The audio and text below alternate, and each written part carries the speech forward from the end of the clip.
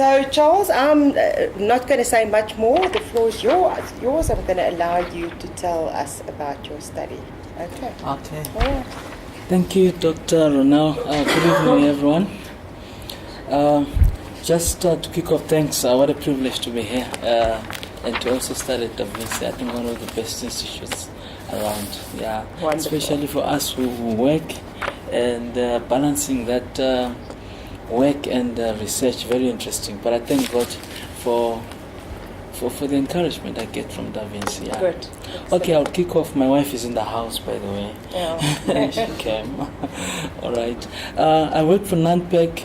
Just to give a background to my study, NANPEC is it's a leading packaging company that manufactures packaging. We are in Africa a lot and also in UK. We have been 47 years on the stock exchange. And we actually manufacture for a lot of corporates or your major food manufacturers like Coca-Cola, Clover, and all these. NANPEC Liquid in particular, the one that I want to study on, manufactures PET and HDPE bottles. You should have seen Aquats water or Neste, iced tea. All these are the bottles. We manufacture the bottles. So we actually have 19 sites in South Africa here. 4 here in Gauteng, 4 in Cape Town, and also in KZN. NANPEC over time, since 20 years ago, has been a giant, leading the market. Coke exclusively was getting bottles, PET bottles from NANPEC. But currently now, we lost market share over the last 10 years to an extent that now, even at Coke, we only maybe selling to them only 5%. 60% of our market share has disappeared. Mainly, there was a bit of backward integration. Companies that go back now and make their own bottles and their own PET, and also a lot of competition entering into the arena. So now looking at that, a lot of initiatives has been done at NANPEC over the past 10 years. When I looked at it, a lot of money was spent to re-engineer, to re-turn around and look at what is happening to gain market share. So I remember one time they did what they call mission-directed work teams, MDWT. It was putting through other plants. We resized, we retrenched. Everything was done, but we're still struggling. Of course, we're still quite big. But our market share in the liquid market has decreased. So I looked at it initially. I wanted to look at change, but I think there is a bigger need for leadership that is different, that can drive that turnaround, that can really change the fortunes of NANPEC. So I was led to actually want to study servant leadership.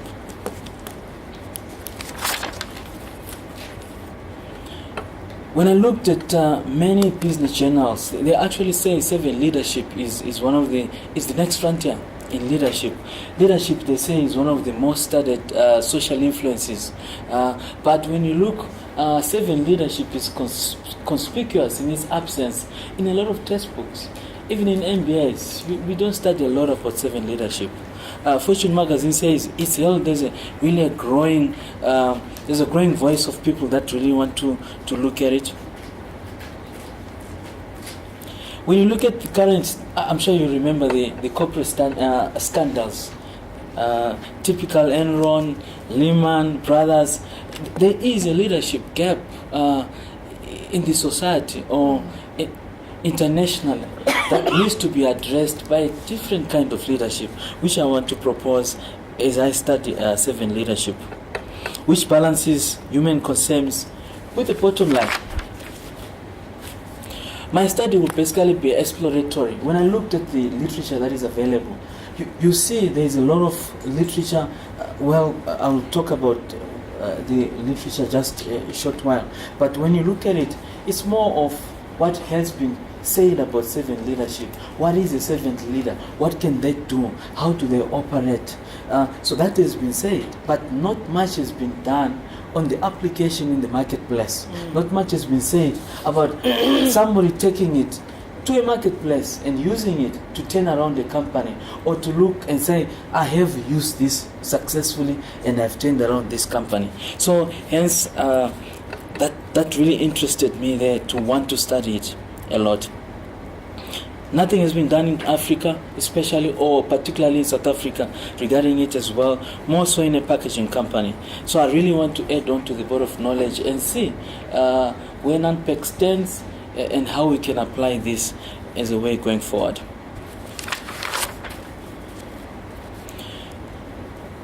Just to share my research questions, I want to actually assess and see where is, because in NANPEC Liquid we have 19 plants. I want to look at the leadership style. How far do we conform to servant leadership? Because there is quite a lot of concepts and questionnaires and instruments that I can use. I will modify some so that I can actually measure the extent to which we actually are practicing servant leadership at NANPEC.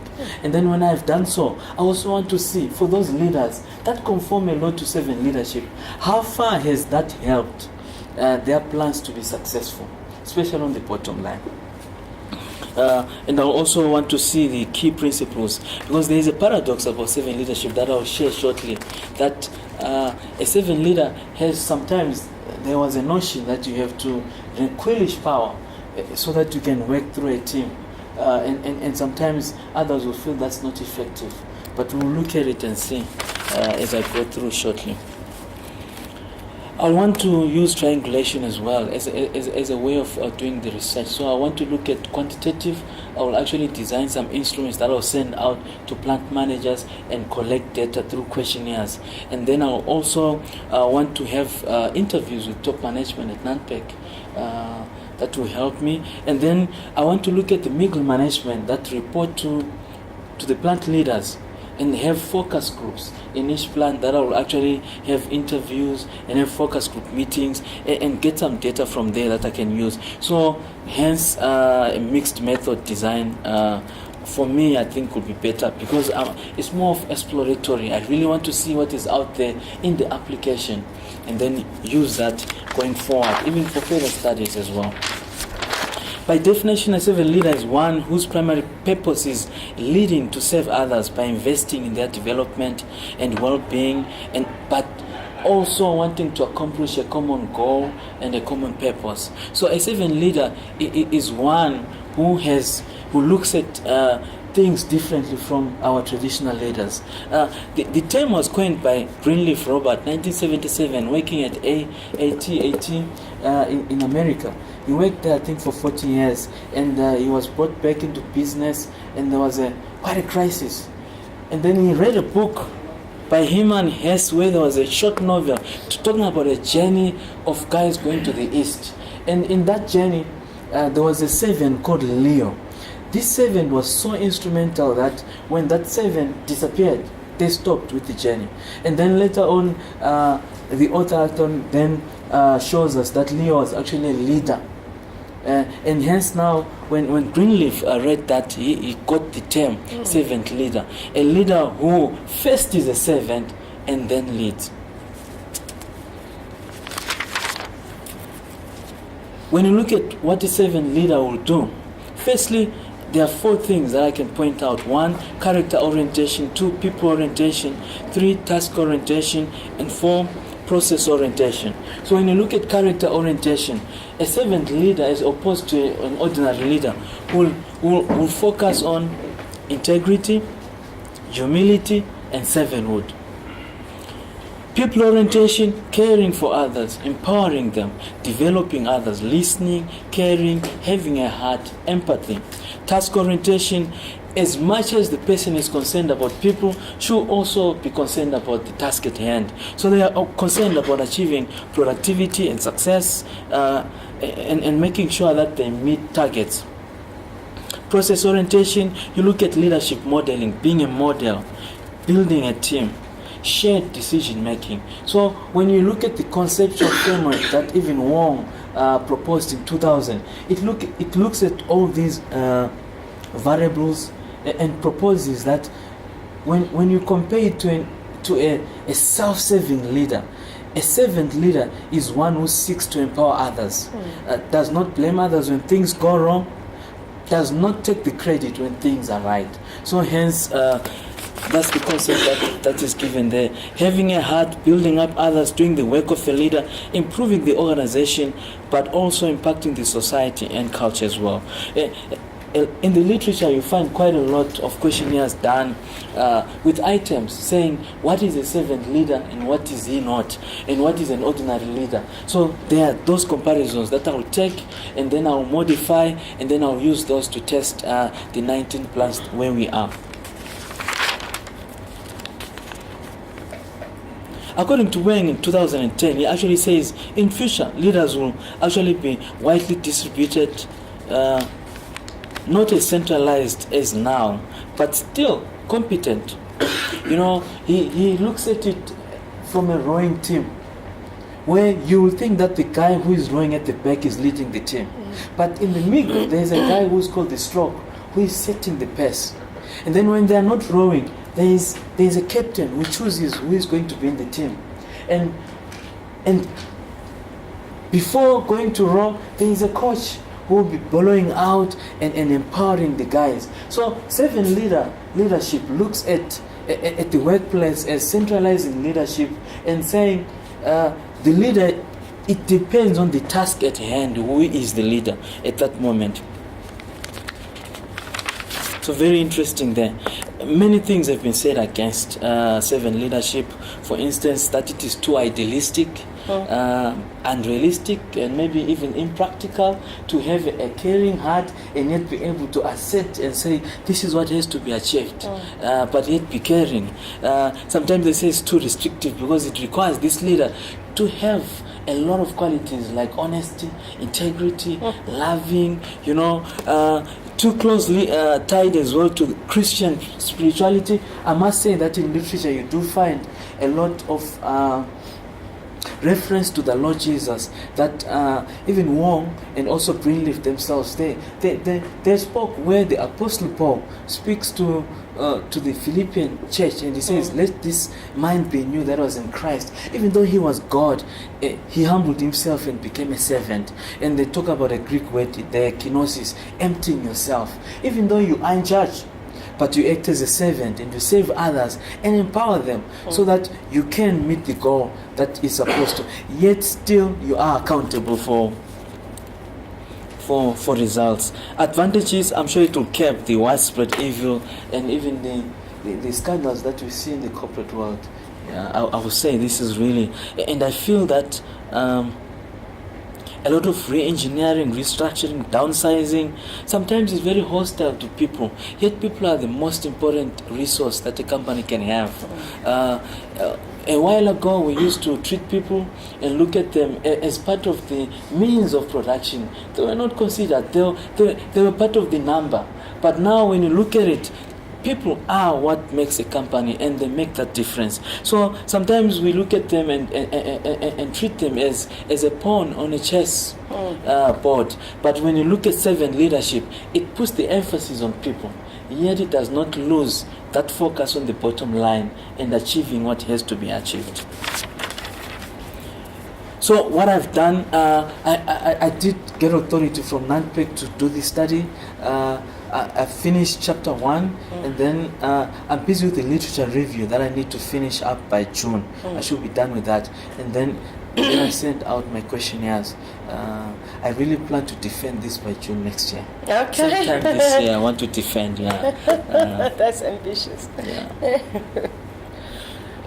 So I think that's, one of the questions that I have, and somebody says, if a politician says good question, chances are the question is better than the answer. I want to know how one can really be able to take out the impact of servant leadership in the scheme of things, and really say, okay, this leader has been successful because they've used servant leadership. Because there are many other things that affect performance. Besides obviously looking at macro things that one cannot control, but there are many other things that can change micro in the company. So I will want to actually link success to servant leadership. So I have a question there, how I can really actually tackle that. But thank you for now. Thank you. Thank you very Okay. much. That's well done. Well prepared, with conviction. Well done. I'm opening the floor. Roscoe? Sorry, you said you wanted to look at, well presented by the way, you said you wanted to look at different type of leadership styles. Can I suggest you have a look at the book by Raymond Ackerman, Raymond The Four Ackerman. Legs of the Table, and look at his style of leadership. That's one of them that you can look at. Thank you. Look at Thanks. Gandhi. That's the other Of one. course, yes. Now look at Nelson Mandela as well. Nelson Mandela as well. The late Mandela. Those are the ones that just come to mind, just Okay. off the Yeah. cusp of my head. But have a look at those, because there are a lot of leadership styles and types that one Yes. can look at. Yeah. Okay, but I think try and stay away from theory. Try and just develop it. See, where that line of thought is. Thank you. I will. Thank you so much. Another suggestion for theory of leadership at the other extreme is a book called The Founder's Mentality. And it's written by two very seasoned executives from Bain Capital. Okay. The people that bought that coin and they ran into the ground. Yes. So, All right. and specifically more from a entrepreneurship point of view. So it's not so much the servant leadership, but it's got some similar from a different angle. Thank you. I'll look it up. Thank you. Yes. So it's quite an exciting topic, but I don't know if you'd be interested in exploring the cultural dynamics. So if you look at the East versus the West. Yes. So from a leadership perspective, when you look at the West, to a large extent, you look at a lot of the leaders, most of them are qualified in finance. So you have lots of CEOs who will become leaders. And when you look at the East, culturally, the leader selection from a point of qualification also is very different. So it would be quite interesting to see how that dynamic plays out from a cultural perspective, Yes. and just in terms of what it is people have actually studied. Because sometimes to a large extent, when you're quite numbers driven, that also, and indoctrinated from an early stage, that could also influence how you project yourself and how you continuously structure businesses, etc. So I think if you bring in that cultural flavor, because there are two dichotomies, I think it would bring in some exciting dynamics to your paper. Thanks. I appreciate. Thank you. I'll look at that. Thank you, Charles. Before I ask my next question, I just want to understand what are you aiming to achieve with this study? I want to look at the application of servant leadership in a company that has lost so much market share. I feel that it is the next thing that can help us really turn around. Yeah, like what you said about culture, they say that it will not be useful or even successful unless there is a change in how people perceive things and the culture and all that. So I want to get something. I want to see where we are. I feel that this is one of the strongest leadership styles that can help turn around, because we've tried everything and things have really not been going in the right direction. But now that focus on people, what will it do? Yeah, because my next comment and my concern is I hear you more like prescribing a solution. Yes. Okay. But you haven't done the research. All right. And I'm just wondering, what if you take this 1 year and find actually servant leadership is not the solution? Yes. Why don't you look at leadership in general? Yeah. Because then you got that space to look at all types of leadership rather than because you're prescribing a solution now. Then you're going to be so biased actually even in your study because you have already said this is the solution. Yes. Then how do you remove yourself from that study? Okay. That's my concern. Can I just make a comment? I thank you. I will give you an opportunity now. I agree with Simon there. That was going to be my comment. Is Okay. that when I say you speak with conviction, it also declares your bias. Okay. You see what I'm saying? Yeah. So for me, I immediately hear servant leadership is good, other forms of leadership is bad. And that's not true. You know what I'm saying? Yes. So I would suggest that, and also I think it's not only about leadership. It can't only be about leadership that you lose market share. Mm-hmm. I think that the fact that you've had so many interventions may also be very good data to actually analyze what was really behind the problem. Is it not perhaps purely simply economics? You know what I'm saying? And then you're looking for a solution which is not going to help. So I agree with Simon. Okay, then Janet had her hand and Emeka. Janet? The comments may no longer be valid, but if you really do want to focus on servant leadership, then possibly what you want to do is you want to somehow identify people who would meet the characteristics and look at their results as opposed to maybe the broader company. Yeah. That might be a way if you really want to hone in on servant leadership. Yeah. But he may do both. Yeah. It's no reason why I can't do it. Emeka? Yeah, first of all, I want to say may have say to an extent, Yeah. but I want to take you a little bit back to what you said earlier. That your company lost 60% of its market share over a 10-year period. And you said that some of the companies you are supplying to they have begun to manufacture things by themselves. So you are actually saying that you guys are packaging company, right? You are manufacturing Yes. packaging. Yeah. And the companies you are supplying to are those who are actually producing the products that are being packaged by the products you are producing. Do you get the point? Yeah. So what you are producing is secondary.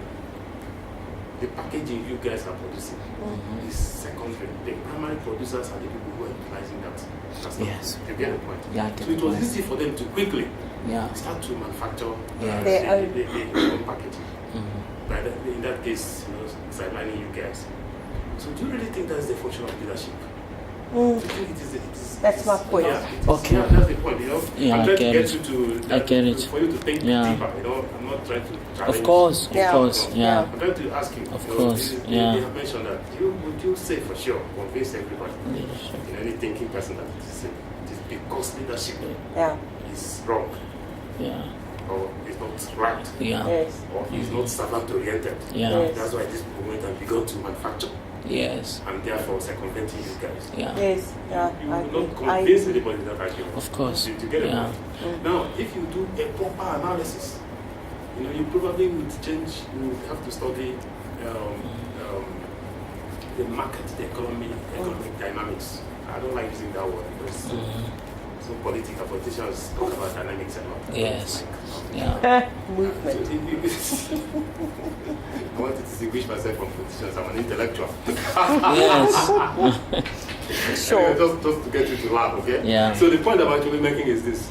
If you look at the economy and study and probably figure out that many companies are looking for ways to save costs, maximize profit, and probably add more value to what they are doing without having to incur the cost of engaging other people. So that might get you to think whether it was a leadership issue or whether it is a general economic trend. Okay. So if you had been coming to this forum, you probably would have realized one issue that has been a nagging issue here, which is what is the driver of change? Of course. What drives change? Yeah. There are so many people who make presentations here, and it is bordering on change. Yeah. So what exactly drives change? Whether in the economic system, in the institutional system, in the academic system, and all those stuff. So that will enable you to actually define what you are trying to do. Yeah. No, but thanks. Maybe just to comment there. Thanks so much. I think for your comments.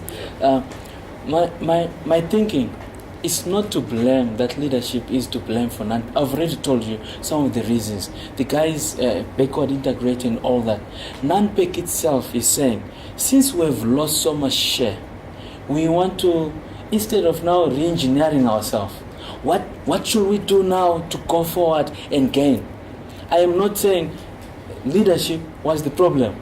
I'm saying now, NANPEC is saying we are at a space where we have lost so much. We've gone so small and we want to go forward. I'm saying let's look for a style. Tools. But of course, I'm getting your points that maybe I should broaden it and look. Because we want to, as opposed to re-engineering and moving people around and retrenching, what else can we look at? So I want to broaden it. But I want you to understand, I am not blaming the demise on leadership, no. But we are at a point where we need something else. Something else. And I'm coming at a leadership point to say, let me study leadership and see if there's you understand it. Yeah. Great. To Yeah. engage you right now. Yes. For you to say this, Yeah. and which is what you should do as a researcher, so as a thinker, Yeah. okay, which is right. Yeah. But that you have started on leadership and you've gone to talk about a particular kind of leadership is pre-prescriptive, just like Yes. what Yes. Like what you said. said. So you probably don't have to start Yes. with leadership right now. Mm. Yeah. Maybe leave leadership alone. You'll find out exactly what went wrong with that company. Yeah. What exactly went wrong? Because you see, somebody says that when you try, normally as academics or something, if you want to go to find out something, you hypothesize Yes. and begin to follow on that On hypothesis. that. So Yeah. when you get to a point where that hypothesis fails, Yeah. you turn around and re-hypothesize Yeah. and start all over again. Yeah. So I Yeah. think what you said that you guys have tried a lot of things Yeah. and it didn't work. Yeah. Because anytime you begin to go to try, you have thought that thing you are going to do was the Yes. answer, and you go and it didn't work. Come back Yes. again, try again, it didn't work. Come back again, try Yeah. again.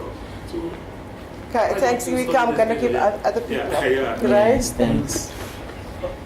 I think you probably, Charles, not sharing some of your more broader thoughts on this. Of course. I don't think that, if I hear you correctly, the question is not necessarily leadership or servant leadership as a tool, but how do we address the gaps? So we've got the data, but it's now all the guidance is working your way backwards. You may end up back with leadership or servant leadership in particular as an approach to bring about change. Yes. But there are literature, I'm just looking as you were talking. Yes. There's a tons of stuff, Yeah. dissertation, research on the topic, but it's just saying, start from the back. Here's the pain. The question is, how do we turn around our thoughts of the company? And you may look at servant leadership as an appropriate tool or mechanism to intervene, Yes. which may end up back to where you are. Your job is to work from that way to find the evidence. And even if it's not proving your case, I think you will build an argument. Even if it end, for me, it's been unsuccessful, but you've gone that route. Yes. Yeah. Which brings me back to your question of servant leadership as a mechanism. What I'm hearing is a pain point. How would servant leadership as a methodology address a change initiative? Yeah. And I think there's an opportunity. Yeah. I'm not trying to convince you to step off that topic, but to find the evidence from a different angle. And I Yes. think you'll find your answer. Thank you. Yeah. Janet? I'm just thinking about the work of Dave Ulrich and somebody Smallwood on the leadership brand. The kind of question that's emerging for me is what kind of leadership would be able to turn this organization That's true. around? That's it. Yeah. And leadership brand is simply saying what kind of leadership. It's true. And it may end up being servant leadership if you want to It may end build up, your yes. case. You see, but I think servant leadership is also an inclination, a personal Yes. inclination, you know. So, but anyway, Simon? Yes, I'm still wondering how, from your speaking and how you have written about your topic, is how are you going to apply the exploratory study? Because it seems is like a- your study is going to be more deductive, not deductive. Okay. I'm just wondering All right. because you're coming from a known space. Yeah. Yeah. But then where are you ending now in terms of Yeah. check that out. I'll check that out. Yeah, I think I really need to relook at it Otherwise, and remove the bias, Yeah. especially to open Yeah. up and say, okay, maybe there are other leadership styles that can help, and then broaden it. Yeah, and not. I Yes. stumbled upon this, and I thought there was not much in its application. There's a lot in leadership that people have said and they've written, but when you actually look at it, not many have really come up and say this has been applied in the marketplace and this has happened. That's why my interest was aroused. Yeah. I think your ontology is very closely associated with it, to be honest. Yeah. Alan? My contributions around the epistemology, on your, basically how are you going to conduct your research? Because you opted for the mixed methods. And, Yeah. and your ambition is to finish within a year. Yeah. That's going to take you a long time. Yeah. You know, the topic is really wide enough, so the two forks in the road, I can take you so wide and come back together because Yeah. you know the quantitative, Yeah. and research design. So I would suggest you, because you're having such a huge topic and the contributions are so great, I think you should opt for one, so that you have a good result at the end that you can stand for and use a consistent for. No, thanks for that. Thank you. Just Thanks, before Alan. we carry on, I want to just make people aware that he's our newest alumnus. He graduates in September, Yeah. our new doctor in the house. He did his oral the other day, a week or so ago. Okay, so I also want to just say something about the exploratory issue, okay, because exploratory, and it links with you and what Simon said, is usually associated with what is known as grounded theory, okay. Yeah. And you're not doing grounded theory because you already started with a literature review and you're intended to do. So then it's not completely exploratory. Okay, so you have to just get that language right. But the other thing is also, if you do want to go exploratory, okay, without now looking at leadership, whether it's servant leadership or anything else, that could be an intervention. You could start with the data that you already have, which is all the interventions that your company has been undertaking, and analyze that and see if there's a pattern that emerges and whether that points towards leadership or whether it points to other things, and that's what Elika is also saying. So I mean, especially if you have 10 years of data of intervention after intervention after intervention, I think you can probably contribute better by understanding why those things did not work, and then build on what seems to emerge as the strongest or the weakest, whichever then emerges. But that would be exploratory. Can you see? Then you don't start with a preconceived idea. Okay, but I mean, this takes you off on a different direction. So, in the end, you must love what your study is about. So we're not saying you there's several considerations. Okay. All right. I just think, leadership as an enabler is quite a powerful, topic. Yes. And I don't think you should lose that theme. Because, you should look at it not as the silver bullet, because I think that's where you're coming from now. You're coming from it being the silver bullet. But there are a lot of, so you look at behavioral and non-behavioral issues. Your behavioral issues are around the leadership and the leadership dynamics and the culture, etc.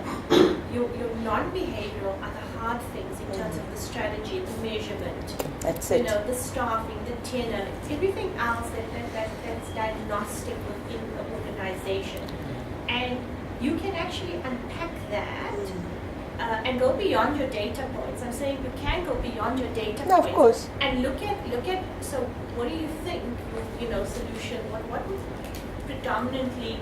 What would your solutions look like in terms of your non-behavioral capability?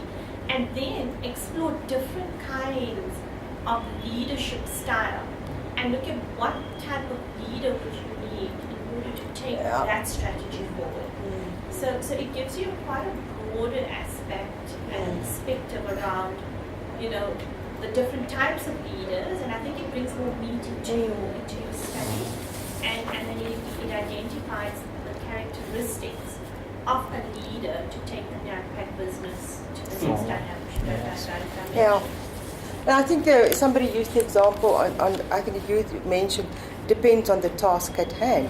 And so sometimes the leader is the captain, sometimes it's the coxswain, sometimes it's the guy in the middle that, you know, is doing the most of the rowing or whatever. And I think that I like your idea that, you know, at different times, at different stages, there may be a need for different leadership styles. Yes. Yeah. Did you have your hand up? I saw it. I can add on to what you're saying. Sorry. Please, yes. If you don't mind. Please do. So I think to add on to what you're saying is also being able to look at personal power versus positional power. That's it. Of that leader. Yes. Yeah. So sometimes when there is no time or people are under pressure or whatever the case may be in that organization, and typically if you are losing market share, it probably does become a more pressurized environment. And then how do you apply the balance between positional power and positional versus personal power? Because many leaders might fall back onto, well, we have to get a turnaround done, and therefore you will do this, that, and the other, instead of getting the buy-in of the guys. And therefore they do it because they have to do it instead of wanting to do it. So maybe keep that in mind as well to add on to what you were saying. Thanks. Fabulous. Yeah. Wonderful. I just wanted to pick up, sorry, I don't know your name, but I just JD. want to pick up on you used the word, you talked about strategy. And I think strategy is vital in terms of what you're talking about. Because your leadership will support strategy. Yeah. If you've got a fraud strategy right up front, the leaders can bend over backwards and do flick-flacks and they ain't going to get anything achieved. So it's a very, very important concept. Yeah. True. Okay. Do you think that, if you do a market analysis of the products you guys are selling, do you think that the remaining 40% you guys have right now, they are so loyal that they're not going to start producing by themselves because of that? You figure that out, you go to that, because it is possible that you're going to have 0 customers in the course of that. Yeah. Yeah. Hence, of course, the range, the relook and the rethink, the whole thing, yeah. But yeah, of course, leadership is one of. Yeah. So how do you think the leaders will go and convince them to come and put time from you guys when they have an alternative way of doing things? Yeah. No, we want to re-back the company, make sure that at least we can not only attack, maybe get blue ocean as well. You know, get out of the red ocean. Going to the blue ocean, because packaging is very, when you look at the trends happening here and when you look at the other countries in Europe and the first world, there's a lot of things happening where we used to put things in a bulkroom glass, now we're putting it in PET, then now coming in multi-layered. There are many other areas that we have not yet explored. So hence what we need is how to go forward. And still maintain and grow. Right. You have to look for what you can be in the market. Yeah. It's just of course, like when you do a talk, maybe of course you saw my bias, but yes, I thank you for pointing out that it's not the silver, it's not the only thing. And like you say, if the strategy is wrong, your leadership, it's only, I thought, okay, there's so much to study. My interest is in leadership, in people, and all that. So I'll look at that aspect. Yes. Somebody else will look at other things. Yes. But obviously there are many other things that will impact the business, whether it will succeed or not. There's no one. I think we should stop roasting poor Charles. Yeah. Because you're absolutely right. Yeah. You have to delimit, you have to say, this is the area I'm going to focus on. I can't focus on everything. Okay. All right. It's just I think that your company is gives such a huge scope for so many different studies. You must maybe encourage your colleagues. You know, so you go and do that part, and you go and do that part, and then make it part of the strategy. Make it part of the strategy. Okay. Yeah. Any final comments, questions, input? Okay. Thank you. Well from my done. side. Thank you very much.